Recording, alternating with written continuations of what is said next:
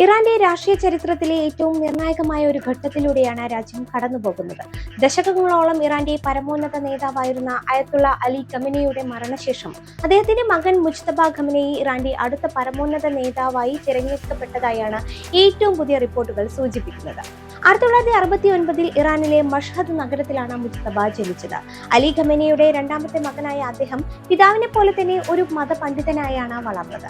ഖോമിലെ പ്രശസ്തമായ സെമിനാറുകളിൽ നിന്ന് മതപഠനം പൂർത്തിയാക്കിയ അദ്ദേഹം ഹുജ്ജത്തുൽ ഇസ്ലാം എന്ന പദവി നേടിയിട്ടുണ്ട്. മുജ്തബ ഇതുവരെ ഔദ്യോഗികമായ രാഷ്ട്രീയ പദവികളൊന്നും വഹിച്ചിട്ടില്ല. എന്നാൽ കഴിഞ്ഞ 2 ദശകങ്ങളായി പിതാവിന്റെ ഓഫീസിൽ നിർണായക സ്വാധീനം ചെലുത്തുന്ന വ്യക്തിയാണ് അദ്ദേഹം. 1980കളിലെ ഇറാൻ-ഇറാഖ് യുദ്ധകാലത്ത് ഇറാൻ റവല്യൂഷണറി ഗാർഡ് കോർപ്പസിൽ സേവനമനുഷ്ഠിച്ചിട്ടുണ്ട്. ഈ ബന്ധം ഇന്നും ഇറാന്റെ സൈനിക തലപ്പത്ത് അദ്ദേഹത്തിന് വലിയ സ്വാധീനം നൽകുന്ന ഒന്നാണ്. ഇറാന്റെ പരമോന്നത നേതാവാകാൻ ആവശ്യമായ അയത്തുള്ള എന്ന ഉയർന്ന പദവി അദ്ദേഹത്തിന് ഇല്ലെങ്കിലും നിലവിലെ അടിയന്തര സാഹചര്യം പരിഗണിച്ച് അസംബ്ലി ഓഫ് എക്സ്പെർട്സ് അദ്ദേഹത്തെ തിരഞ്ഞെടുത്തതായാണ് വിവരം. ഇറാന്റെ ഏറ്റവും ശക്തമായ സൈനിക വിഭാഗമായ റവല്യൂഷണറി ഗാർഡ്സിന്റെ പിന്തുണയാണ് മുജ്തബയുടെ ഏറ്റവും വലിയ കരുത്ത്. 2009 പ്രതിഷേധങ്ങൾ അടിച്ചമർത്തുന്നതിൽ അദ്ദേഹം പ്രധാന പങ്കുവഹിച്ചതായും പറയപ്പെടുന്നുണ്ട്.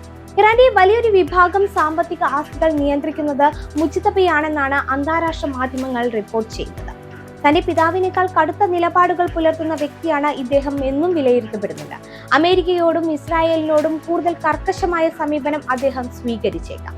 മുജ്തബ ഖമനേയിയും ലണ്ടനും തമ്മിലുള്ള ബന്ധത്തെക്കുറിച്ച് അടുത്തിടെ പുറത്തുവന്ന റിപ്പോർട്ടുകൾ ഇറാന്റെ രാഷ്ട്രീയ വൃത്തങ്ങളിലും അന്താരാഷ്ട്ര മാധ്യമങ്ങളിലും വലിയ ചർച്ചയായിട്ടുണ്ട്. 2026 ജനുവരിയിൽ ബ്ലൂംബർഗ് പുറത്തുവിട്ട ഒരു അന്വേഷണ റിപ്പോർട്ട് പ്രകാരം മുജ്തബ ഖമനേയിക്ക് ലണ്ടനിൽ കോടിക്കണക്കിന് രൂപയുടെ രഹസ്യ ആസ്തികളുണ്ട്.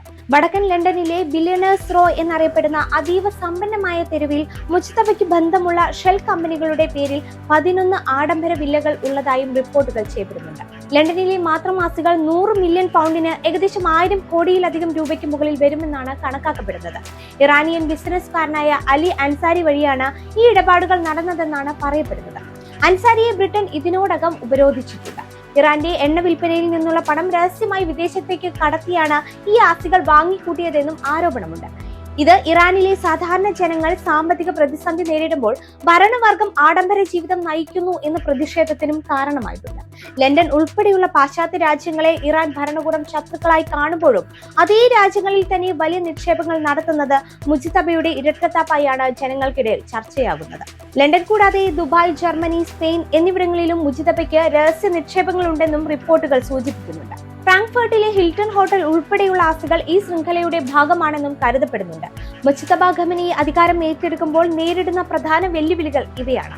1979 ഇസ്ലാമിക വിപ്ലവം രാജഭരണത്തിനും കുടുംബവാഴ്ചയ്ക്കും എതിരായിരുന്നു. ഖമനേയിയുടെ മകൻ തന്നെ അടുത്ത നേതാവാകുന്നത് വിപ്ലവ മൂല്യങ്ങൾക്ക് വിരുദ്ധമാണെന്നാണ് ഒരു വിഭാഗത്തിന്റെ വാദം. ഇറാന്റെ സാമ്പത്തിക സ്ഥിതിയും സ്ത്രീകളുടെ അവകാശങ്ങളും സംബന്ധിച്ച ജനകീയ പ്രതിഷേധങ്ങൾ മുജ്തബയ്ക്ക് വലിയ തലവേദനയായേക്കാം. ഇസ്രായേലുമായുള്ള നേരിട്ടുള്ള സംഘർഷം നിലനിൽക്കുന്ന സാഹചര്യത്തിൽ രാജ്യത്തെ ഒരു യുദ്ധത്തിലേക്കോ സമാധാനത്തിലേക്കോ നയിക്കുക എന്നത് വലിയ ഉത്തരവാദിത്തമായിരിക്കും. എന്തായാലും ഇറാന്റെ പുതിയ നേതാവായി മുജ്തബ ഖമനേയി എത്തുന്നതോടെ പശ്ചിമേഷ്യൻ രാഷ്ട്രീയത്തിൽ വലിയ മാറ്റങ്ങൾ നമുക്ക് പ്രതീക്ഷിക്കാം.